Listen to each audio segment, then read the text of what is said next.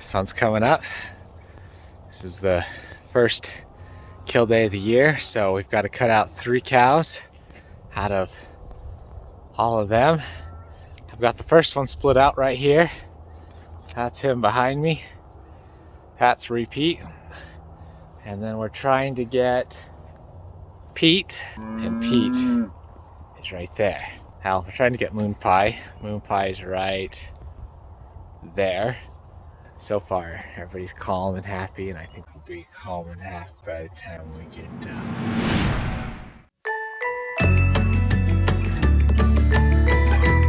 Hey Farm Fam, welcome to my Fortress of Solitude, where we can talk about Stan and I's sins and the mistakes we've made this week. And I'm only slightly joking. It's really frustrating when we have these ideas and we think they're amazing and then they are not amazing. Stan has this great new phrase that he uses where we have a lot of ideas and not all of them are good. Really cherry on the top. But this week's been really crazy, and for those of you who are new, my name's Megan. My brother Stan and I run Sunny Side Up Pastures, where we make food for people who care. Our main thing right now is pastured beef, pastured chicken, and pastured eggs. And if you don't know what pasture raised mean, you are in for a treat. So the beginning of the week, well, starting on Saturday, things went pretty well. We got some new cows, 51 to be exact, 1 bull, Moto. If you get that reference, please let me know in the comments. That would just make my day if you know what I'm talking about. And then everyone else, the other 50, are kind of split half and half on half heifers and half steers. And this went really well with these guys because we needed them to be in these panels. So panels here we had them in there for about 2 days. We got them on Saturday, and we needed to get them on bloat block because that would make sure that they would have less likely of a chance that when they got on new pasture that they would get extra gases that would cause them to bloat and kill them. And we really don't want that because it's kind of sad. We've had it happen to us twice, at least twice, maybe. Anyway, and it's just sad. Really don't like that. So we had them on bloat block and some feed to just try and make sure they were ready for the pasture system. And so we had some hay here, and we had the fence here and fence here. So the steers were gonna go over here, heifers over here, and Stan came up with this great system where we put some other panels like this, and he stood right here holding a panel. So as I tried to do a few cows at a time, 1 cow at a time, he would be able to move the panel this way or this way to let whichever one needed in. Well, a little bit, I guess. Anyway, I think you see what I mean. So that went really well, and this also gave me a greater appreciation for pasture raised, that term. And because so they're in here for 48 hours about, and this got really muddy and gunky because there's poop and pee, and well, as you can see in this video, you'll see what I'm talking about. All right, Farm Fam, real quick. So these are new heifers and steers that we got from a wonderful person we'll probably talk about later. But we put them in these little panels for about 48 hours as we're getting their new area set up. Look at this. This is poo, pee, mud. But this is what normal cows live in a lot of the time, you know, like beef cows and stuff. And technically, even though they're in this mud mess, they are technically still grass-fed cows. Can you see that bale of hay right there? That bale of hay makes them grass-fed. So make sure you know where your sources are coming from when you buy meat. That situation for cows, someone could still sell that cow who lived in that situation and still call it grass-fed. Now, I don't know about you, that's not what I think when I eat grass-fed beef. When I eat grass-fed beef, I expect a cow to be on grass their whole life, like what we do with our cows.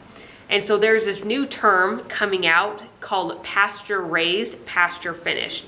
This means the cows are actually on pasture, not in a corral their whole life, on pasture where they get moved frequently, every day at least, maybe 2 or 3 days at the longest, but they get moved frequently. They're not stuck in corrals. They're not fed. We feed our cows hay like that bale in the winter time when there is no feed and they need that protein. But once there's enough green, they are on green and on pasture for as long as possible. This worked really well. That was pretty slick. That went really nice. And so as part of the system, we had an alleyway going up and around for these heifers to follow to get with the other cows. And so we thought, you know, that this system would work for separating other cows. So that's the panels. This is an electric fence and this is a permanent fence. So keep this in mind for the future. So Monday, we separated the new heifers and steers. That went really well. We were able to give the heifers time to just work their way around to where they needed to be. And Tuesday happened to be our first butcher day. And so we needed to take 3 steers up to the butcher to do their thing. And on the bright side, all of our spring cows are already pre-sold. Our summer cows are pretty much gone. We do have a couple of openings left because we had some dropouts. So if anyone wants to get some summer cows, let me know. We'll open that up and then you can get in on that. But anyway, we forgot. This has not happened to us since we started butchering. We've had some close calls or last minute things, but not just completely forgetting and not being prepared. What we usually like to do is take the cows up the night before. So we would have traditionally taken them Monday night. They would have stayed at the butcher's all night, and then the act would have been done. I don't know how squeamish many of you are. Then they would have been butchered on Tuesday morning because the butchers start really early. We forgot. Stan remembered like really late at night, but he had the grace to not call me, which maybe he should have. But anyway, he had places to go on Tuesday. And I was still asleep, so he gets up at like, I don't know, the butt crack of dawn. The sun isn't even up yet. And I'm still asleep, and he's like, oh, I can get these cows separated by myself. And you know, his thoughts, I'm gonna say Stan's idea because I was asleep, but his thoughts are really, I would have thought the same thing. And so this fence comes around, and the cows are over here in their winter pasture, and we've been giving them green feed every day. We've been slowly working them into that.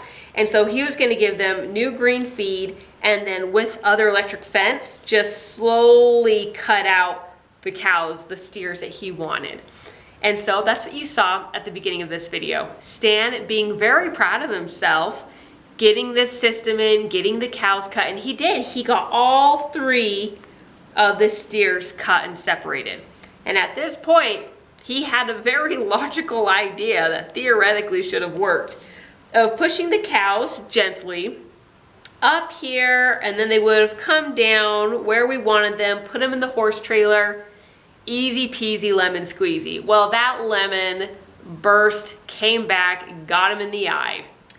These cows got to about right here and said, oh shoot, where's everybody else? And they booked it back. Well, at this point, or no, it was probably before this point, Stan had called me and woke me up, but that was fine. I was about to get up anyway. I'm not a morning person, for those who want to know. I think I've talked about this before.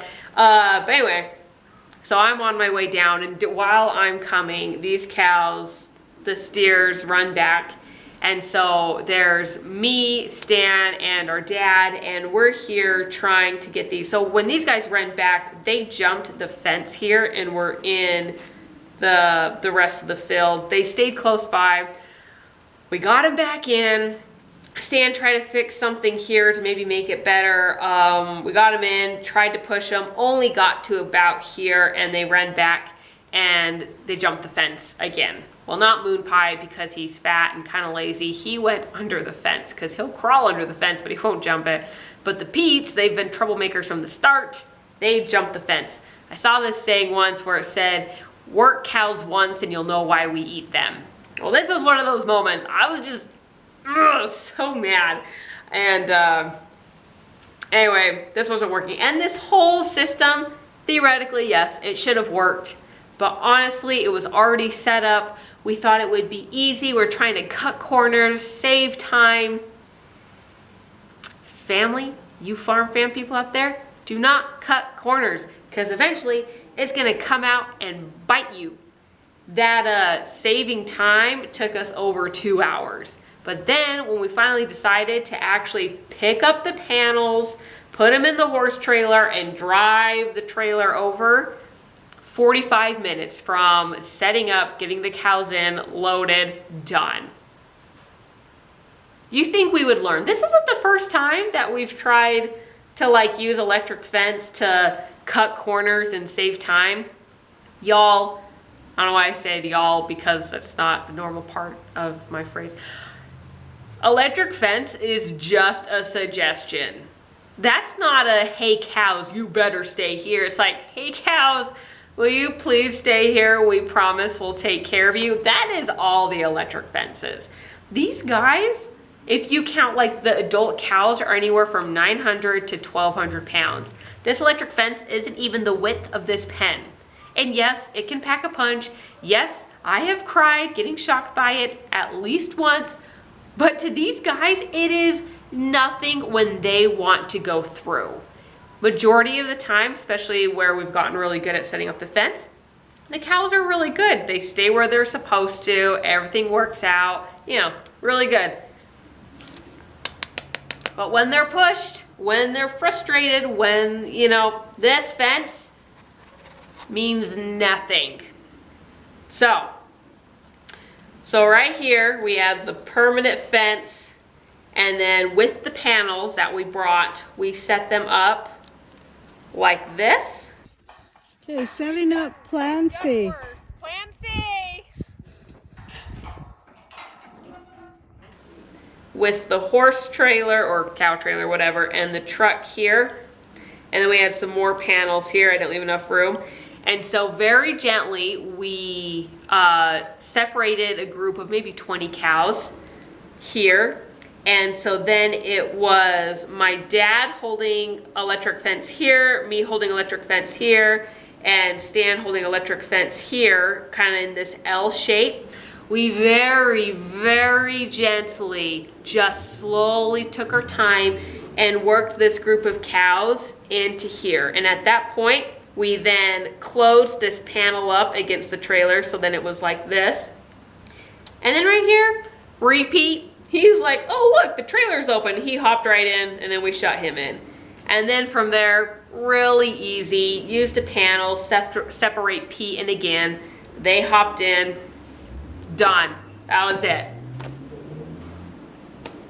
So, moral of the story, don't cut corners. The human condition of always thinking that we can do the easy thing. Remember that things that matter take time. And wanted to share this story with you, which now we find very funny. I'm dramatizing it a little bit.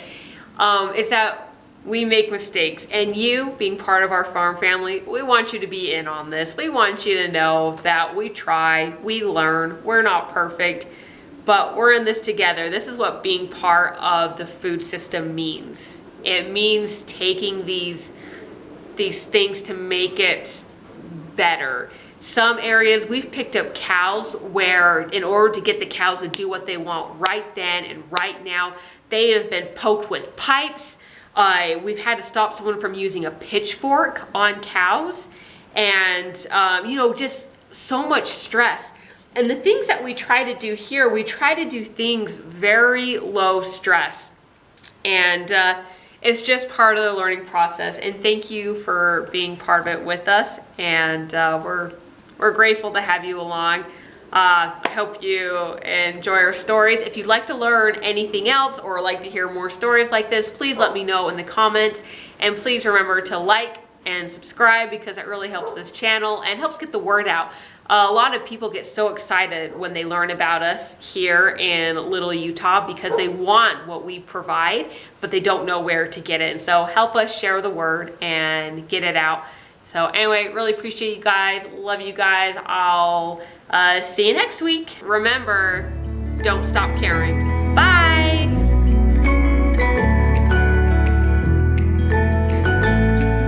What do you have to say about this last attempt? So when you don't cut corners, folks, things go a lot better. We did this properly. We set up the panels. We got the cows together because cows don't like to be separated. Yeah, don't cut corners. Don't cut corners. Don't separate cows from the herd until they're inside a very good structure.